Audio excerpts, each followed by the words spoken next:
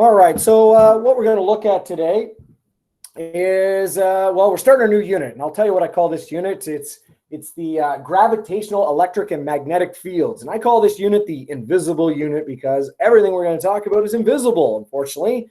And the first thing we'll talk about is a gravitational field, i.e. gravity. All right, so I've got an example here where you can consider any planet. And so I have my little person here standing on the planet who has a little mass m because, well, they're little compared to the big mass, which is the mass of the planet.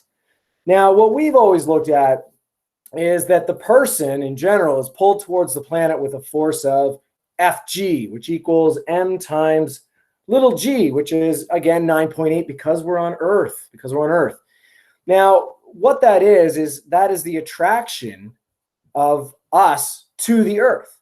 But in fact, what we have is called the Universal Law of Gravitation. And hopefully you did this in grade 11, but we're going to take it a little bit further, and we're going to go through it. And what that is talking about the amount of attraction, the force of attraction between any two masses, whether that be a person and a planet, two planets, two little masses, whatever two things you're talking about, everything has a force of attraction. All right, so if you have mass, you have a force of attraction. Now, we'll get into black holes. Well, black holes are a large mass, believe it or not, that just are so attractive, they suck in everything.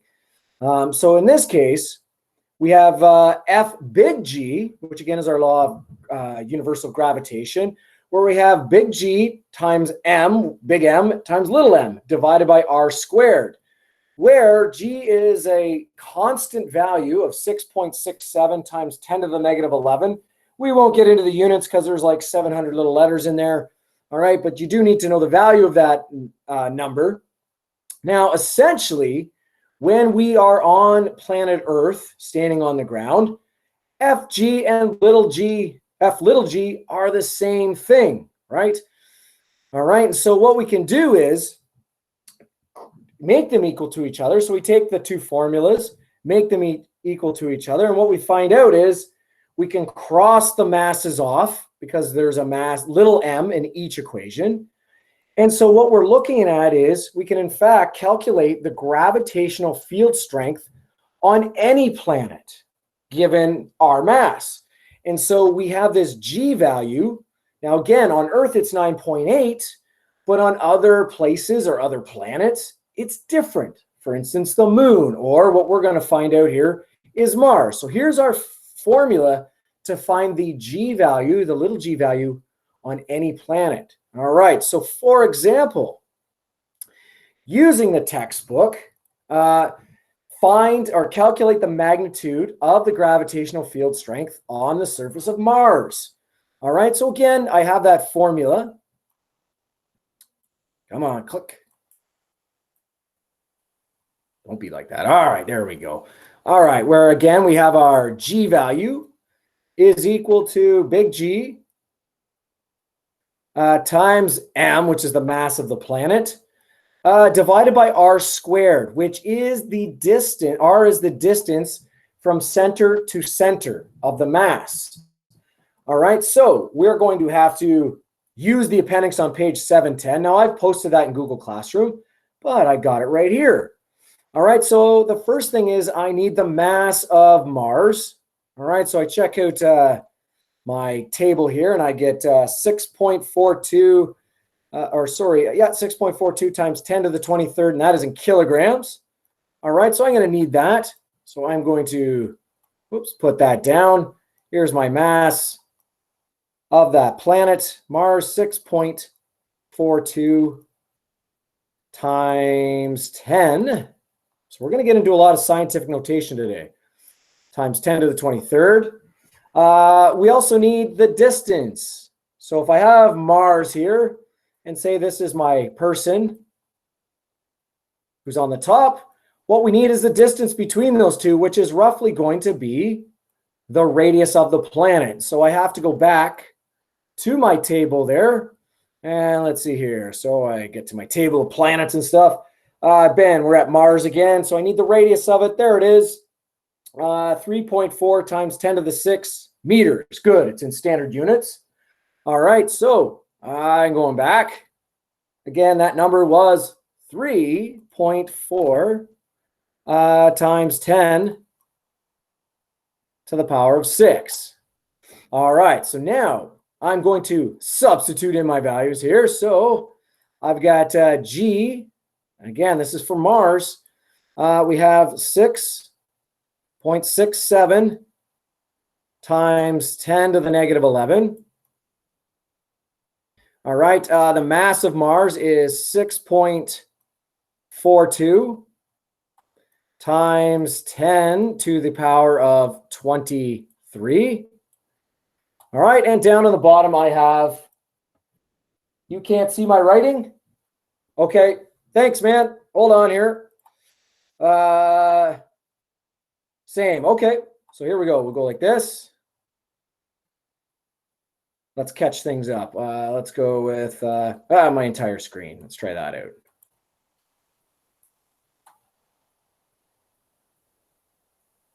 All right. Let's back it up. How are we doing now? Can you see stuff now? Yes, we can see it. All right, all right. So I'm going to back it up here a bit. All right, so again, here's my formula. Little g is equal to g, which again is that constant, 6.67 times 10 to the negative 11.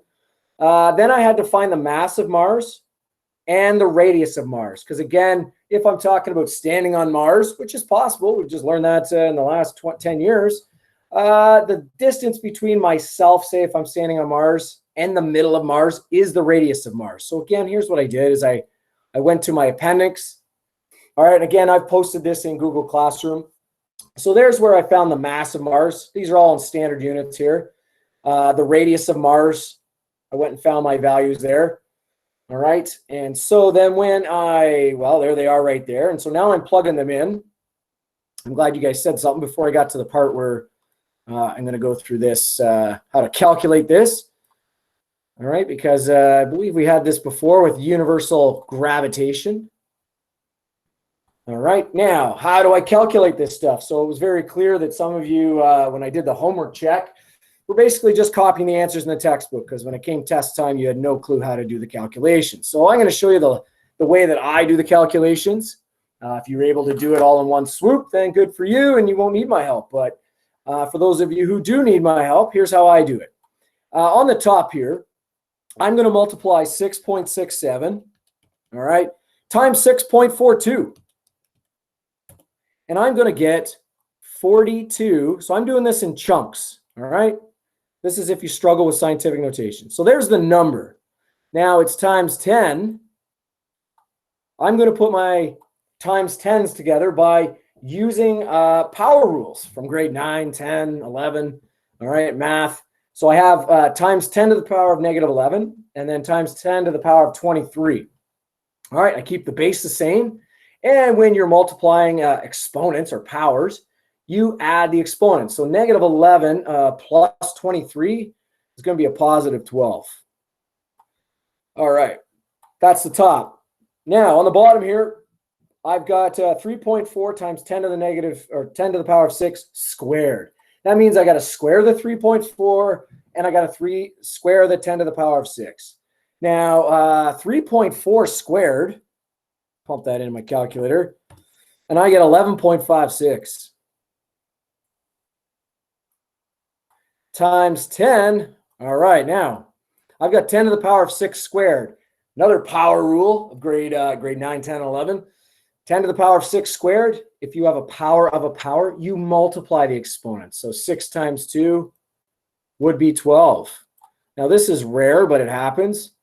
These two divide each other out. They're gone. And so my G value for Mars is going to be, let's see, I take 42.82 divided by 11.56. And I get 3.7 to 2 decimal places. That's good enough. Meters per second squared. So that is the value of gravity on Mars. So if you're looking at if Earth is 9.8 and we're 3.7, gravity is less than half on Mars than it is on Earth. So something we have to watch out for when we say want to live on Mars is there's issues here, is that a 200-pound person on Mars is going to feel like 100 pounds on Mars, or less, like 80 or 90 pounds. And so that has ramifications in terms of bodies. Your spine is used to a G value of 9.8. And so your spine would probably unravel a bit. And that happens to astronauts. And so you might have some back pain if you're living on Mars. You might have fun, though, bouncing around. But you might have some back pain because your spine is stretching out. Because normally your spine, this is exaggerated, looks like that.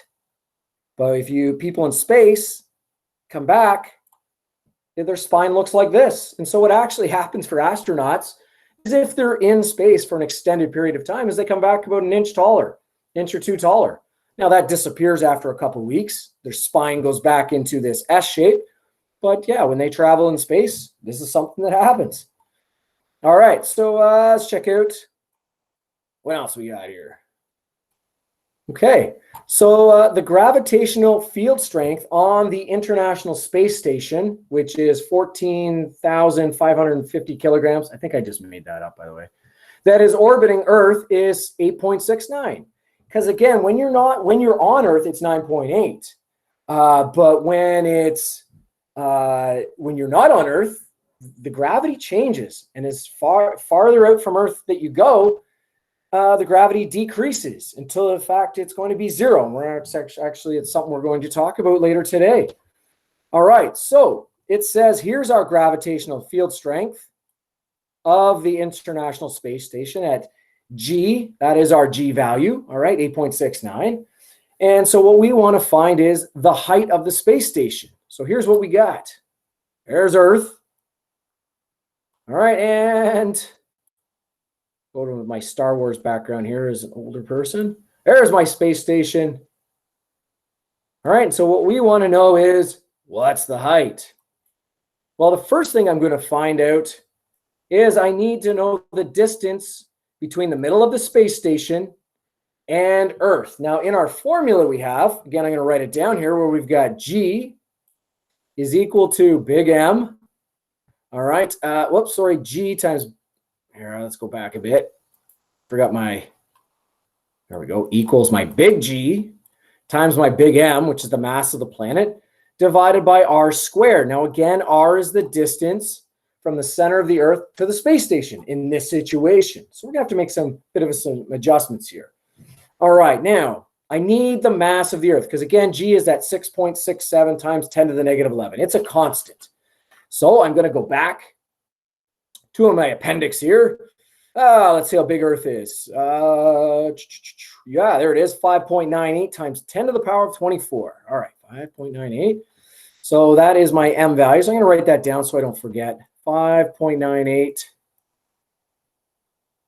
times 10 to the, I think it was 24. Yeah, it was 24. All right. All right, so I'm going to substitute in my values now. So here we go. So the gravitational field strength that space station feels is 8.69. It's farther away from the middle of Earth than being on the surface of it. Again, our G value, I'm going to write out here. Oops, give me some small writing. 6.67 times 10 to the negative 11. That's just a constant. All right, now the mass of Earth, again, I just found that out, 5.98 times 10 to the power of 24. All right, now that, of course, is divided by R squared. That's what we're going to need to find here. All right, so, well, first off, I've got a fraction. I got a number equaling a fraction. So I'm going to create a fraction equaling a fraction so I can get rid of all these fractions.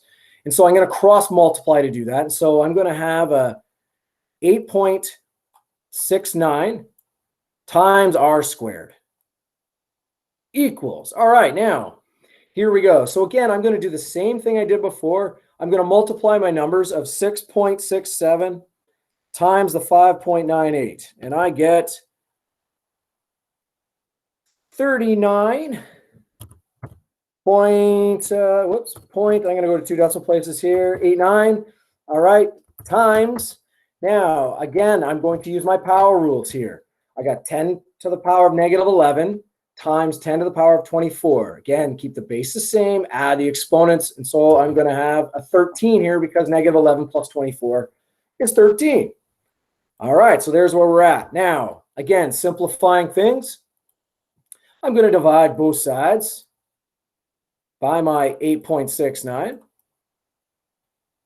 So that's just going to divide that number here.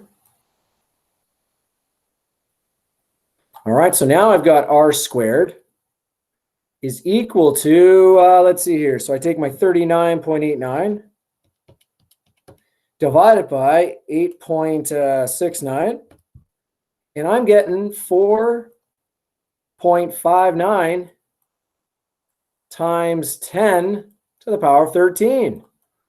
Well, then, of course, I'm going to take the square root of both sides. All right, and so my radius, now, again, we're going to have to make an adjustment here. My radius is going to be, let's see here, whoops, times 10 to the power of 13. Okay, now I got to take the square root of that number.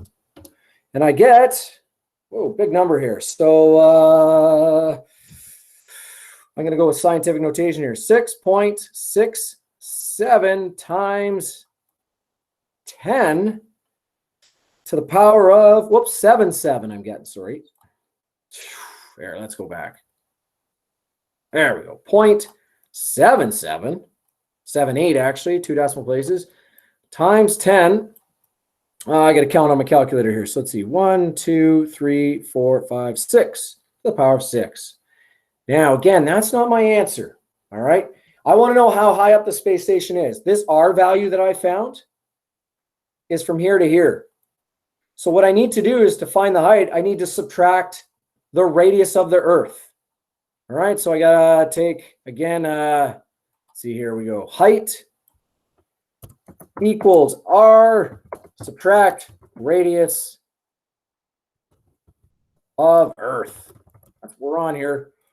All right, and so let's see here, the radius of Earth. So I gotta go back to that table. What do we got here? Earth's radius, ding, ding, ding. There it is, 6.38 times 10 to the power of 6. All right, 6.38. So I'm gonna go back.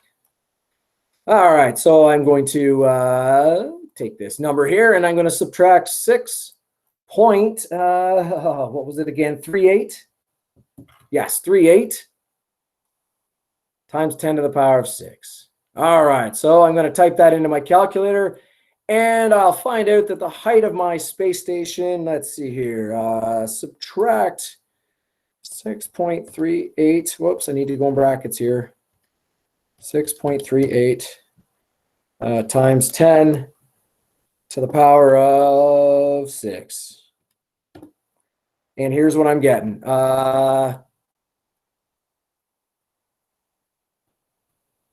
39, I'm just reading off my calculator, 5,200. So 395,200 meters, because we're in standard units. Or if I divide that by 1,000, which I don't have to, but I just thought I'd decide. Really, the space station is, I think this is accurate actually, is the space station actually is 395 kilometers above the Earth, or 0.2, I guess I should put, 0.2 kilometers above the Earth. So there's our space station.